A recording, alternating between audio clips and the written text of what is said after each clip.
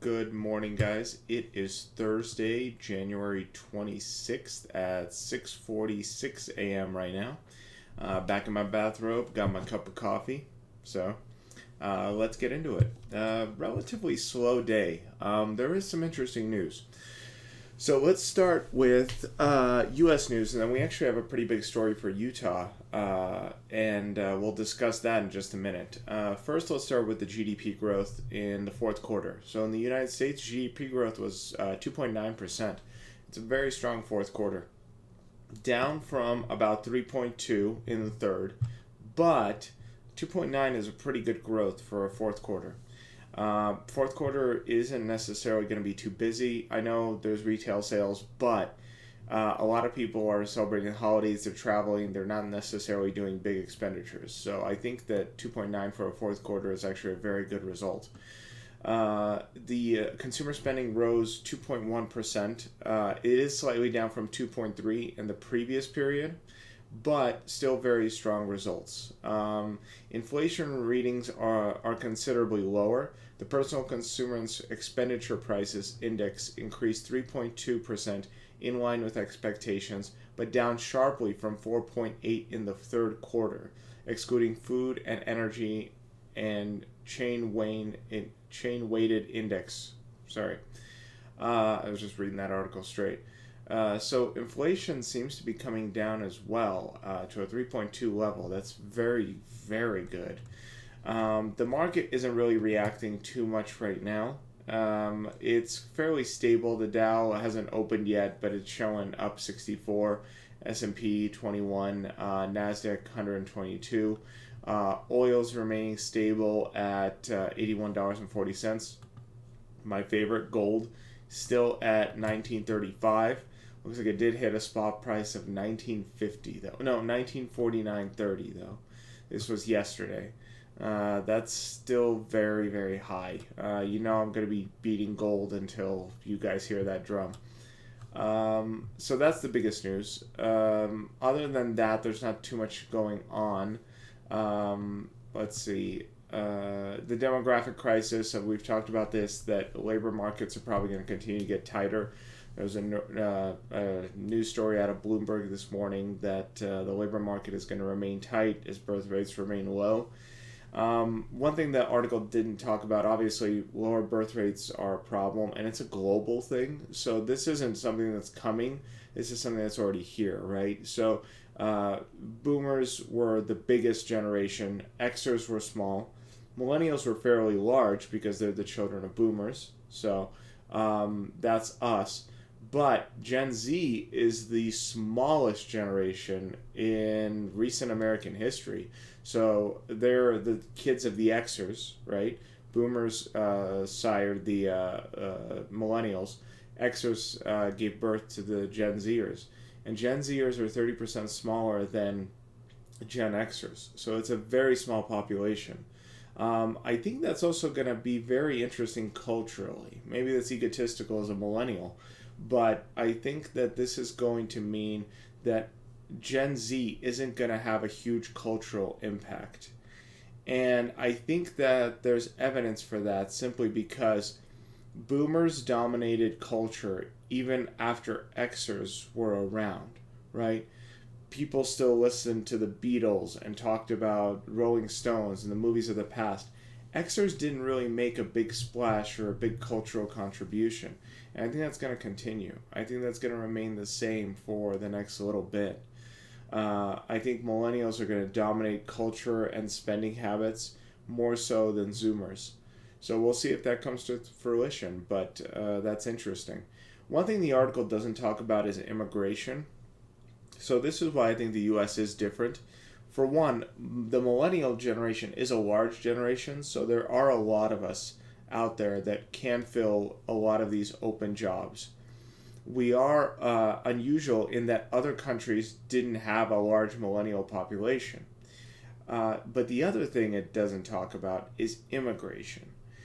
Immigration is one of the things that could save the United States. I know that's a controversial opinion. I'm an immigrant myself. Came to this country with my parents when I was 3 years old. So I am very biased towards immigration. I'm very pro-immigration. And U.S. has large immigration numbers, large migration numbers, and I think that could be its saving grace. Not a lot of people want to immigrate to China. Not a lot of people want to immigrate to Russia. Not a lot of people want to immigrate to South America. A lot of the people that do are often, wealthy upper middle class that treat it as a vacation spot, and they can work remotely and enjoy a different culture and, kind of take part in that without having to actually live in that country and work in that country. So America still has this perception of being the land of opportunity. People want to immigrate here. The border crisis is a great example. People are flocking here because they think they will have a better quality of life, regardless of if it's a level of poverty. So they consider that the U.S. level of poverty is better than the level of poverty they are currently at. And that's what the U.S. has going for it. If the U.S. was to cultivate a good immigration policy, we could have a very, very thriving economy. There was another article about how China is having a huge brain drain because anyone with money and influence can get out of the country, especially during their zero COVID policy, and that's on top of their falling population. And they are running and buying land and properties all outside China trying to get out.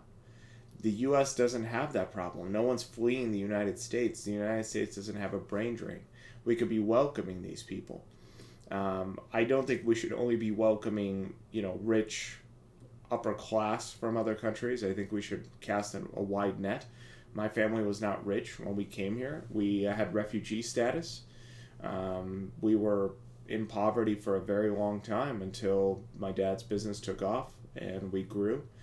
And so I think you shouldn't underestimate the power of an immigrant workforce. I think it can be very powerful, and it can be one of the saving graces of the United States, not only in cutting labor costs, but in also growing the economy with new and fresh ideas. So we'll see if that comes to fruition. I don't think anyone in Washington has the courage to address that and have a pragmatic, logical solution, but either way, people are immigrating to the United States, and that's probably what's going to save us. That and a large millennial generation. Next, let's move on to a quick story with IBM, another tech company that is cutting. So IBM is going to cut about 3,900 workers. Its hiring it's slowing its hiring. Company will cut about 1.5% of its workforce. So another tech company that's not necessarily surprising. The one that is kind of the big story is anyone that lives in Utah knows about Qualtrics. So Qualtrics is a cloud software company. It's based partly out of Utah, here in Provo, Utah, just 45 minutes south of here. One of the CEOs, I should say the CEO, Ryan Smith, is the current owner of the Utah Jazz. He is a pretty public figure around here.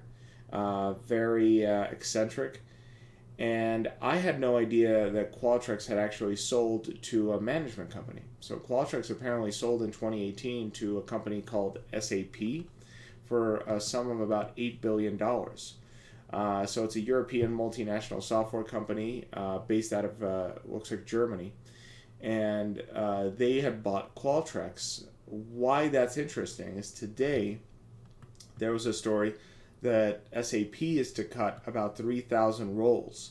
So they're going through a downsizing as well. They're also exploring a sale of Qualtrics all in and of itself. So this is a story that's probably going to affect us here in Utah heavily. Qualtrics is a big name around here. There's a lot of money behind it, and it's interesting to see what's going to happen. It could be that of those 3,000 jobs, some of them happen at Qualtrics, or it could be that they maintain it, but they're simply going to sell their stake in it, and then downsizing comes from there. So we'll see what happens with that. I think it's going to be a very interesting story that develops here in the next few days. I'm going to try to keep my finger on it as much as they're reporting on it. So yeah, that's pretty much it. As far as major news stories, there's not a lot going on. I think everything is still very hush-hush up until we hit next week with the Fed meeting. and we'll see what that has in store. So I'm going to let you guys go. Like I said, nothing too eventful today. I'm going to keep it pretty quiet. Got to get to work. But I hope you guys set amazing goals. I hope you meet those goals. And I'll see you guys tomorrow.